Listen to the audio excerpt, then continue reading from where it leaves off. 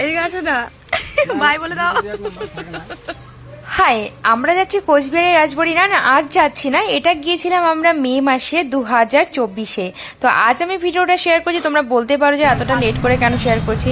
Actually কোনো কারণবশত ভিডিওটা আমার এডিট করা হয়নি, আর এটা এতদিন পর্যন্ত হয়ে আসেনি। তো তার জন্য ভাবলাম যে আজকে একটা বড় ভিডিও তোমাদের সাথে শেয়ার করি। তো দেখো, যাই হোক, সকাল সকাল আমরা তো চলে আসছি নিউ জলপাইগুড়ি স্টেশনে, কারণ সকালে আমাদের 6টার দিকে ট্রেন ছিল।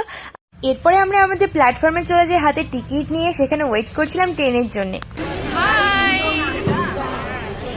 তো আমরা এখন নিউ জলপাইগুড়ি স্টেশনে আছি, আমরা ওয়েট করছি কখন আমাদের ট্রেন আসবে। তো দেখতে পাচ্ছ আমার গাইস, ফাইনালি ট্রেন চলে আসে, আর আমরা ট্রেনে উঠে পড়ি। আর উঠে পড়ার পরে আমার মুডটা ঠিক এরকমটাই হয়েছিল। তার কারণ কি, এতটা ভিড় ছিল সকাল সকাল ট্রেন হওয়া সত্ত্বেও। এরপরে আমি একটু ঘুমিয়ে নিই, তারপরে দেখি চোখ খুললে যে আমি স্টেশনে পৌঁছে গেছি। তো স্টেশন থেকে নেমে আমরা সবাই মিলে আগে একটু ফ্রেশ হয়ে নিই। তার কারণ কি, চুলের অবস্থা প্রচন্ড খারাপ হয়ে গেছিল, আর এক একজনকে প্রচন্ড টায়ার্ড দেখা যাচ্ছিল। স্টেশন থেকে বাইরে বেরিয়েই প্রথমে আমরা টোটো করে নিই, কারণ টোটো করে আমাদেরকে বাকিটা রাস্তা যেতে হয়েছিল। তো তারপরে টোটোতে উঠার পরে আমরা দেখো সুন্দর ভিউ দেখতে দেখতে আমরা কোচবিহারের রাজবাড়ির সামনে চলে যাই।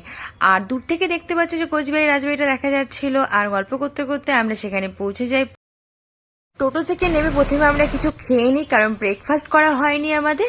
তারপরে এরপরে আমাদের কোচবিহারের রাজবাড়ি ঘুরে দেখা পালা। আর আমরা কিন্তু অনেকটা সকাল সকালই চলে এসেছিলাম, 9টা সাড়ে 9টার দিকে আমরা পৌঁছে গিয়েছিলাম। এখানে আসার পরে সবাই যে যার মতো শুরু করে দিয়েছে, এক একজনকে রিলস বানাচ্ছে, কেউ পোস্ট দিচ্ছে। দেখো ওই যে ফটো, এই যে আমাদের মডেল ফটোগ্রাফার, এই যে আরেকজন, ঠিক আছে।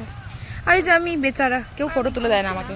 যাই হোক, এরকমটা তো হতেই থাকে। আর আমরা একটা জায়গায় যাব, ফটো ক্লিক করবো না, ভিডিও নিব না, তা কখনো হয়? তাই বলে এতগুলো মেয়ে একসাথে গিয়েছি। তারপরে যাই হোক, আমারও এখানে পালা চলে আসে, আমিও অনেক ভিডিও ক্লিপ নিয়েছিলাম। আর এগুলো তোমরা আগে ভিডিওতে দেখতে পেরেছিলে। কোচবিহারের রাজবাড়িটা এতটা জায়গা জুড়ে রয়েছে যে আমরা সারাদিন ঘুরেও শেষ করতে পারবো না, অনেকটা জায়গা জুড়ে রয়েছে। আর আমি ফার্স্ট টাইম গিয়েছিলাম এতটা বাড়ির সামনে হওয়া সত্ত্বেও।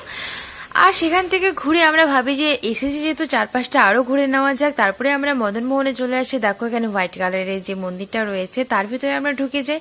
আর এখানে ঢুকে দেখি যে তখন প্রসাদ বিতরণ হচ্ছিল, তার কিছুক্ষণ আগে পুজো হয়েছিল বলে। তো আমরা সোজা ওখানে প্রসাদ খেতে চলে যাই। আর এই মন্দিরটার মুখোমুখি রয়েছে একটা পুকুর ঘাট, যেখানেও আমরা গিয়ে অনেকক্ষণ বসেছিলাম। আর বসে থাকতে সত্যি এখানে ভালো লাগছিল।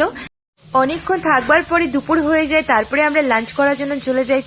এরপরে আমরা লাঞ্চ শেষ করে সোজা স্টেশনের দিকে চলে যাই। তার কারণ কি, আমাদের ইভিনিং এর আবার ট্রেন ছিল ফেরার জন্য। তো বেশি দেরি না করে সেখানে আমরা চলে যাই।